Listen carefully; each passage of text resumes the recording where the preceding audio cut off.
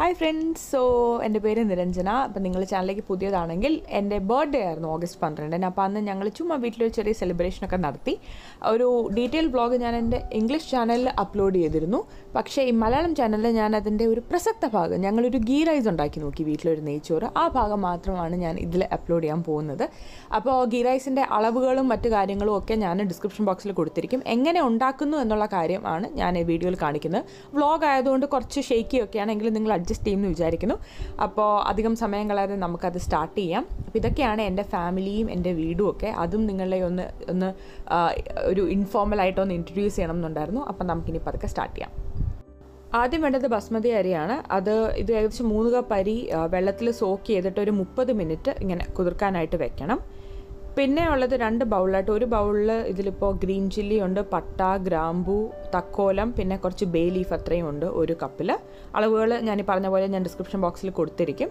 2ാമത്തെ കപ്പിൽ ഇഞ്ചി, വെളുത്തുള്ളി, ഏലക്ക എന്നിവയാണ് വെച്ചിരിക്കുന്നത്. അതിനോടൊപ്പം 2ാമത്തെ കപ്പിലെ ഈ സാധനങ്ങളുടെ കൂടെ ഒരു ടീസ്പൂൺ പെപ്പറും കൂടെ ഇട്ടിട്ട് ഒന്ന് ചതച്ച് നമ്മൾ എടുത്തിരിക്കുകയാണ്. നമ്മളിങ്ങനെ ആയിരിക്കും ഇത് ആഡ് ചെയ്യുക. ഇത് നമുക്ക് അങ്ങോട്ട് മാറ്റി വയ്ക്കാം. പിന്നെ പ്രധാനമായിട്ടുള്ളത് സവാളയാണ്. സവാള 2ആയിട്ട് നമ്മൾ ഭാഗിക്കും. ഒരു ഭാഗം നമ്മൾ ഗോൾഡൻ ബ്രൗൺ ആക്കിയിട്ടും മറ്റേ ഭാഗം നമ്മൾ ഗാർണിഷ് ചെയ്യാൻ വേണ്ടിയിട്ട് നല്ല ഡീപ്പ് ബ്രൗൺ ആക്കിയിട്ട് അത് നമ്മൾ നെയ്ച്ചോറിലേക്ക് ലാസ്റ്റ് ആയിരിക്കും ആഡ് ചെയ്യുക. ഇത് നെയ്യിലാണ് വറുത്തെടുത്തത്, നെയ്ച്ചോറായതുകൊണ്ട്. അതുപോലെ തന്നെ നട്ട്സും മുന്തിരിങ്ങയും ഇതുപോലെ നെയ്യിൽ തന്നെ വറുത്തെടുത്തു. വെളിച്ചെണ്ണ വേണമെങ്കിലും വറുത്തെടുക്കാം, പക്ഷേ നെയ്ച്ചോറായതുകൊണ്ട് നെയ്യുടെ അളവ് നിൽക്കട്ടെ എന്ന് വിചാരിച്ചിട്ടാണ്. ഇതിന് ഭയങ്കര ടേസ്റ്റും വീട്ടിൽ ഭയങ്കര അടിപിടിയാണ് ഇത് കഴിക്കാൻ വേണ്ടിയിട്ട്. അപ്പോൾ അതും വറുത്തെടുത്തു. ഇനി നമ്മുടെ കുക്കിംഗ് വെസൽ അടുപ്പത്തേക്ക് വെക്കുക. ഒരു വലിയൊരു ചെമ്പ് പോലത്തെ ഒരു പാത്രം, ചുവട് ഇങ്ങനെ ഫ്ലാറ്റ് ആയിട്ടുള്ളൊരു പാത്രം, അത് വെച്ചിട്ട് വെള്ളം വറ്റുന്ന വരെ അതിലേക്ക് നെയ്യൊന്നും ആഡ് ചെയ്യാതിരിക്കുക. വൺസ് പാത്രത്തിനുള്ളിൽ ഡ്രൈ ആയി കഴിയുമ്പോൾ ഒരു 2-3 ടേബിൾ സ്പൂൺ നെയ്യ് നിങ്ങളുടെ ചോറിൻ്റെ അളവനുസരിച്ച് ആഡ് ചെയ്യുക. അത് കഴിഞ്ഞിട്ട് നെയ്യ് ഒന്ന് തിളച്ച് വരുന്നവരെ വെയിറ്റ് ചെയ്യുക.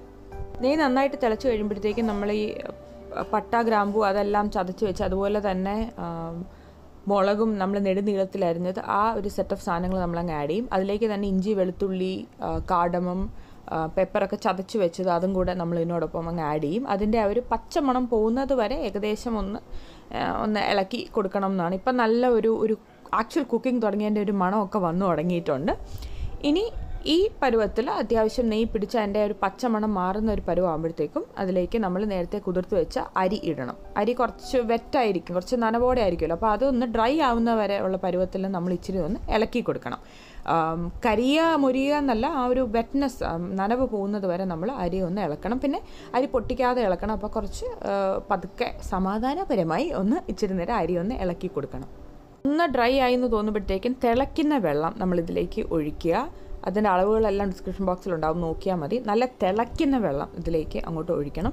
ഇതിലേക്ക് തന്നെ നമ്മൾ ഉപ്പും കൂടെ ചേർക്കും. ഉപ്പ് ഇച്ചിരി മുന്നോട്ട് ചേർക്കണം, കാരണം വെള്ളം വറ്റി കഴിഞ്ഞ് ചോറ് നല്ല കുക്കായി കഴിയുമ്പോഴത്തേക്കും ഉപ്പ് പാകമാവും. അപ്പോൾ നിങ്ങൾക്ക് വേണ്ട ഉപ്പിൽ നിന്നും ഒരല്പം മുന്നോട്ടായിരിക്കണം ഇപ്പോൾ ഉപ്പ് ചേർക്കേണ്ടത്. അപ്പോൾ ഇതാണ് നമ്മൾ ചേർത്ത ഉപ്പിൻ്റെ അളവ്.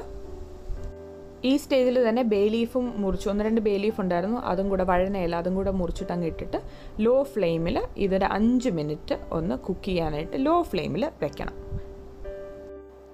അത് കഴിഞ്ഞിട്ട് തുറന്നു നോക്കുമ്പോഴത്തേക്ക് ഏകദേശം വെള്ളം വറ്റിയിരിക്കും. നേരത്തെ വറുത്ത് വെച്ച സവാളയിൽ ഗോൾഡൻ ബ്രൗൺ ആയി, ഗാർണിഷിങ്ങിനല്ല അല്ലാതെ ഗോൾഡൻ ബ്രൗൺ ആയ സവാളയും നമ്മൾ ആഡ് ചെയ്യും. വേണമെങ്കിൽ കുറച്ച് നേരത്തെ ആഡ് ചെയ്യാം, പക്ഷേ ഈ സ്റ്റേജിൽ ആഡ് ചെയ്താലും മതി. എന്നിട്ട് പതുക്കെ ഒന്ന് ഇളക്കി കൊടുക്കണം. ഇനി ഇതിനെ ഒരു 10-15 മിനിറ്റ് വളരെ ലോ ഫ്ലെയിമിൽ അടച്ചങ്ങ് വെക്കണം. 10 മിനിറ്റ് മതിയാവും. അത് കഴിഞ്ഞിട്ട് തുറന്നു നോക്കുമ്പോഴത്തേക്കും ഏകദേശം നമുക്ക് പാകമായിരിക്കും. ഇനി പതുക്കെ നമുക്ക് അടുപ്പും അങ്ങ് ഓഫ് ചെയ്യാം. ഇനി ആ ചൂടിലിരുന്ന് അത് വേണമെങ്കിൽ അങ്ങ് കുക്കായിക്കോളും. ഈ ഒരു സ്റ്റേജിൽ നിങ്ങൾക്ക് അരി കുറച്ച് ഡ്രൈ ആയിരിക്കുന്നു എന്ന് തോന്നുകയാണെങ്കിൽ 1-2 ടേബിൾ സ്പൂൺ നെയ്യ് ചേർക്കാം. നേരത്തെ ഗാർണിഷ് ചെയ്യാൻ വെച്ചിരുന്ന സവാള ചേർക്കാം. അതിനോടൊപ്പം തന്നെ ഈ സ്റ്റേജിൽ നമ്മൾ നട്ട്സും മുന്തിരിങ്ങയും കൂടെ ചേർക്കും. അപ്പോൾ അതോടെ നമ്മുടെ ഗാർണിഷിങ്ങിൻ്റെ സ്റ്റേജ് കഴിഞ്ഞു. ഫുൾ ചേർക്കണമെന്നില്ല, നിങ്ങൾക്ക് ഒരുപാട് മധുരം തോന്നുന്നുണ്ടെങ്കിൽ ഫുൾ ചേർക്കേണ്ട.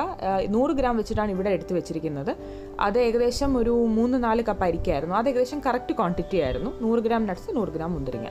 ഇപ്പം നമ്മുടെ നെയ്ച്ചോറ് റെഡി ആയിരിക്കുകയാണ്. ഇതൊക്കെ ചേർത്തിട്ട് ഒരു നല്ല ഊണായിരുന്നു. പെരുന്നാളും ഒന്നിച്ച് വന്ന ഓഗസ്റ്റ് 12-ന്. അപ്പോൾ നിങ്ങളും ഇത് ട്രൈ ചെയ്ത് നോക്കണം, നിങ്ങൾക്ക് ഇഷ്ടപ്പെടുമെന്ന് ഞാൻ വിചാരിക്കുന്നു. ഒരു മട്ടൻ കറിയും ഒരു ചിക്കൻ 65 ഒക്കെ ഉണ്ടായിരുന്നു. അതിൻ്റെയൊക്കെ റെസിപ്പീസ് നമ്മൾ പിന്നീട് ഷെയർ ചെയ്യാം. അപ്പോൾ എന്തായാലും ഈ വ്ളോഗ്, എൻ്റെ ആദ്യത്തെ വ്ളോഗ് നിങ്ങൾക്ക് ഇഷ്ടപ്പെട്ടു എന്ന് വിചാരിക്കുന്നു. ഇത്രയും നേരം കണ്ടിരുന്നതിന് താങ്ക് യു സോ മച്ച്. നിങ്ങളുടെ അഭിപ്രായങ്ങൾ തീർച്ചയായിട്ടും എന്നെ അറിയിക്കുക. വീണ്ടും അപ്പോൾ നമുക്ക് മറ്റൊരു വീഡിയോയിലൂടെ കണ്ടുമുട്ടാം. Till then take care, by.